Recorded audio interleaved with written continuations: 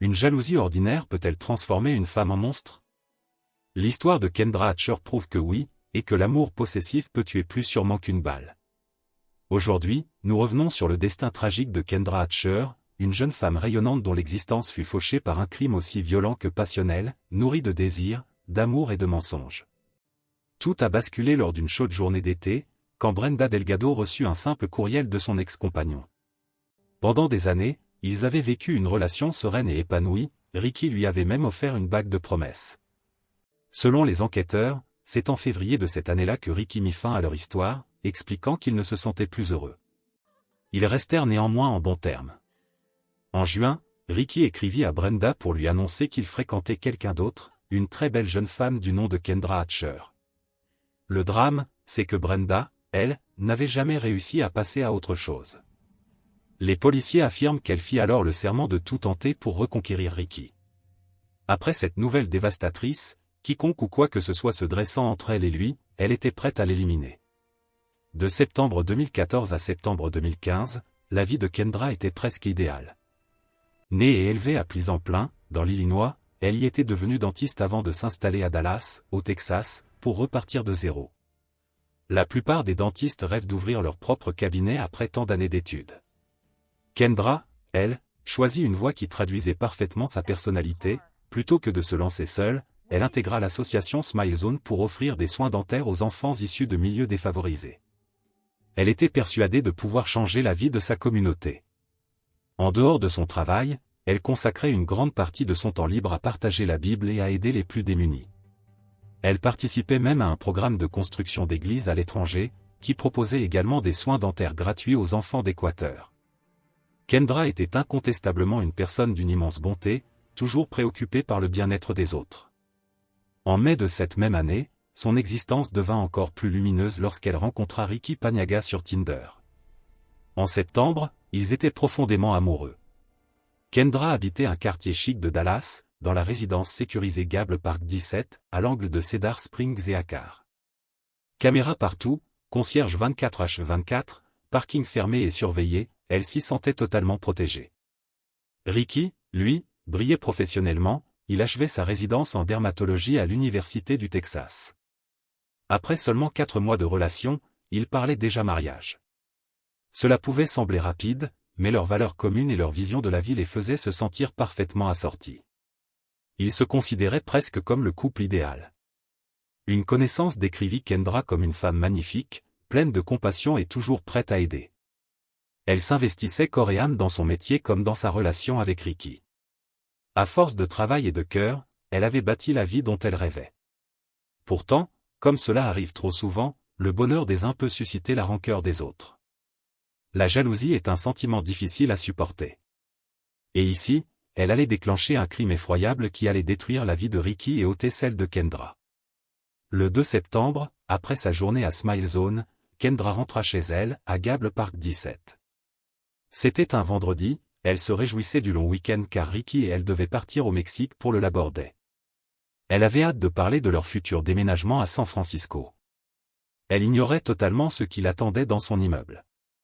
À 19h42 précise, elle franchit le portail du parking sécurisé, gara sa voiture à sa place habituelle, et quelques minutes plus tard, 2 résidents entendirent une femme hurler, suivie de coups de feu glaçants. Un autre habitant, Hashimad, perçut les mêmes bruits et comprit immédiatement qu'il se passait quelque chose de grave. Il appela le 911. Juste avant, des témoins virent un Jeep Cherokee quitter le garage à toute allure. Impossible de savoir s'il était lié aux détonations ou si le conducteur était simplement pressé. Et la police arriva vite, mais rien ne pouvait plus ramener Kendra. Quand les agents découvrirent la scène, elle était déjà morte. Jusqu'alors, rien ne laissait penser que quiconque lui voulait du mal, elle était sans doute l'une des personnes les plus bienveillantes que l'on puisse croiser. En inspectant les lieux, les enquêteurs remarquèrent aussitôt que son sac à main avait disparu. Ni dans sa voiture, ni dans le parking. L'hypothèse d'un vol qui aurait mal tourné s'imposa d'abord, un chargeur d'armes et des cartouches étaient éparpillés près du corps.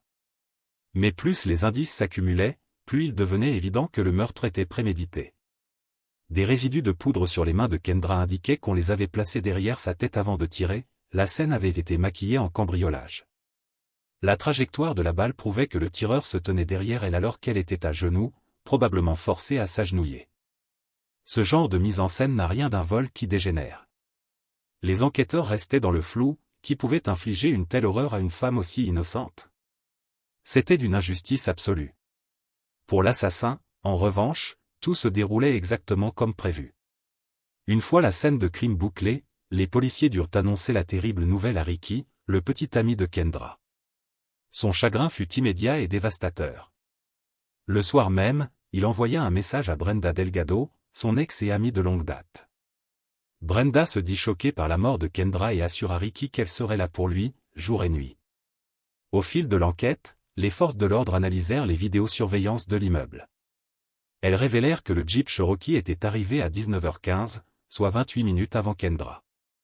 On y voyait un homme se diriger vers l'emplacement où elle garait habituellement sa voiture, puis revenir vers le véhicule peu après. Cet homme était clairement impliqué, mais ni lui ni la Jeep n'étaient identifiés. Quelques secondes après qu'il fut remonté, une femme prit le volant et quitta les lieux en trombe. Le crime était donc minutieusement coordonné. Malheureusement, les images étaient trop floues pour identifier les suspects ou lire la plaque. Les policiers diffusèrent alors des captures d'écran au public, espérant que quelqu'un reconnaîtrait le véhicule ou les individus. Habituellement, ces appels à témoins restent lettre morte. Mais dans l'affaire Kendra, tout changea. José Luis Ortiz se présenta de lui-même et déclara, à la stupeur générale, que le Jeep appartenait à lui. Il jura n'avoir été ni présent ni au courant que son véhicule servirait à un meurtre. D'ordinaire, les enquêteurs se méfient de ce genre d'affirmation, mais Ortiz livra une information qui allait tout faire basculer. Le premier nom qu'il cita fut celui de Brenda Delgado, l'ex de Ricky. La famille de Brenda la décrivait comme une femme douce, pieuse, issue d'un foyer aimant.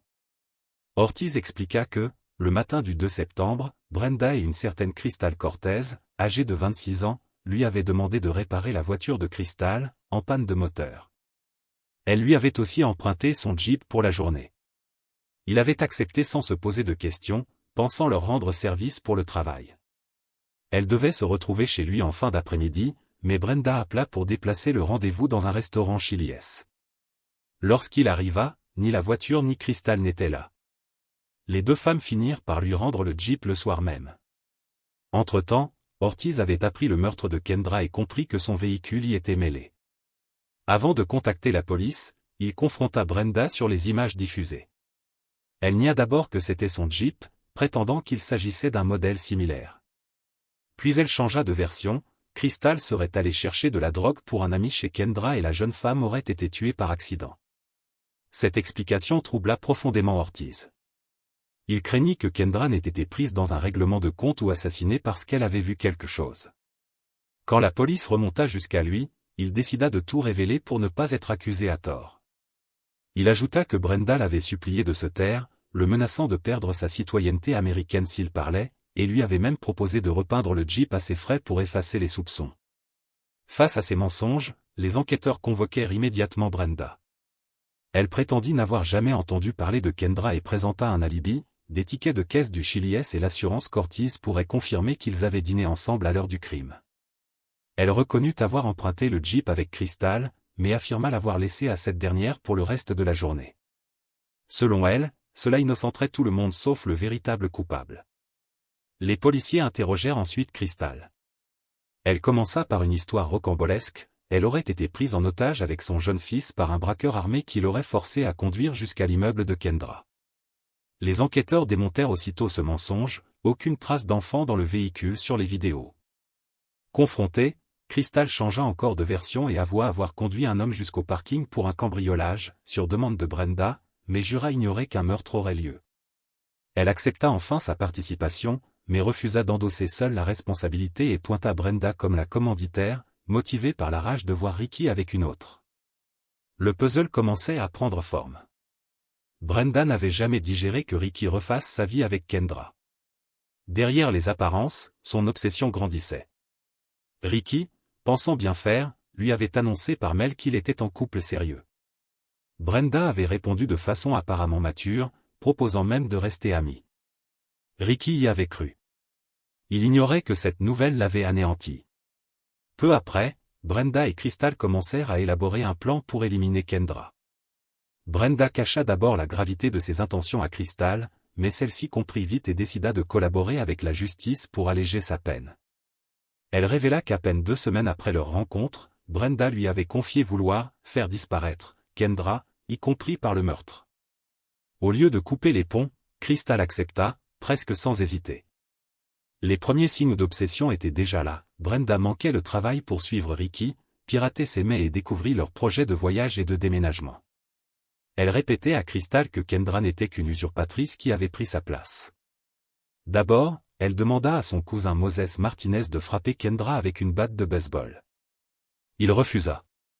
Puis elle proposa la même chose à son amie Jennifer Escobar, persuadée qu'une agression la mettrait dans le coma assez longtemps pour reconquérir Ricky.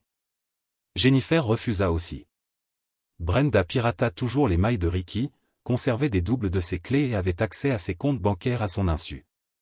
Devant le nouveau refus de Jennifer, Brenda passa à l'étape suivante, drogue et $2000 pour tuer Kendra.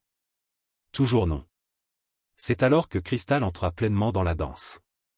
En situation précaire, mère célibataire, elle admirait le train de vie stable de Brenda.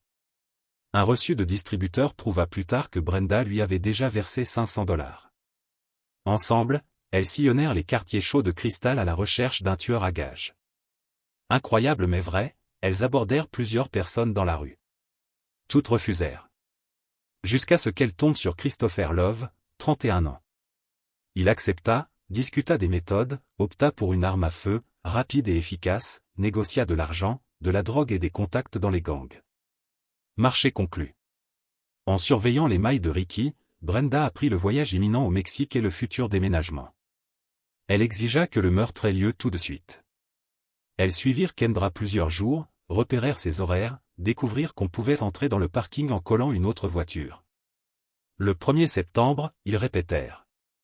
Le lendemain, après avoir déposé Brenda à la bibliothèque de Carrollton, Crystal et Christopher récupérèrent le Jeep, allèrent guetter devant Smile Zone. Christopher attendait même en face, assis dans un magasin Salvation Army avec des jumelles. Ils la filèrent dans les embouteillages, entrèrent dans le parking en se faufilant derrière un résident. Christopher sortit, exécuta Kendra alors qu'elle était à genoux, remonta, et ils filèrent. Crystal raconta tout au enquêteur dans le cadre de son accord, elle écopa de 35 ans, peut-être moins avec la liberté conditionnelle. Christopher Love fut arrêté rapidement, l'arme du crime fut retrouvée dans sa voiture. Il avoua et confirma que Brenda était la cerveau. Il fut condamné à mort. Restait Brenda. Elle nia tout, prétexta ne pas supporter le bonheur de Ricky avec une autre. Comprenant qu'elle était perdue, elle prit la fuite. Pendant 7 mois, elle fut recherchée, inscrite sur la liste des 10 fugitifs les plus recherchés du FBI avec $100 000 de récompense. Elle fut finalement arrêtée au Mexique en avril de l'année suivante, extradée à condition qu'on ne l'exécute pas. Elle plaida non coupable, mais le jury la déclara coupable d'avoir commandité le meurtre. Condamnation, prison à vie sans possibilité de libération. Ce crime n'aurait jamais dû avoir lieu. À cause de la jalousie d'une seule personne, la famille de Kendra est brisée à jamais. Ses collègues, ses patients, ses amis portent encore le poids de cette perte. Tammy Patino, son amie proche depuis les bancs de l'école, confie qu'elle ne parvient plus à être insouciante ni joyeuse comme avant, la peur et le chagrin l'ont changée, elle et tant d'autres.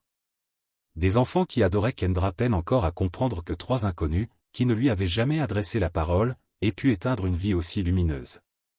On ne peut jamais prévoir ce qui arrive quand la passion et la jalousie consument un esprit. La plupart des gens finissent par accepter de tourner la page. Brenda Delgado, elle, n'a pas su. Elle paiera de sa liberté jusqu'à la fin de ses jours. Mais même cela ne rendra jamais Kendra Hatcher, cette femme exceptionnelle.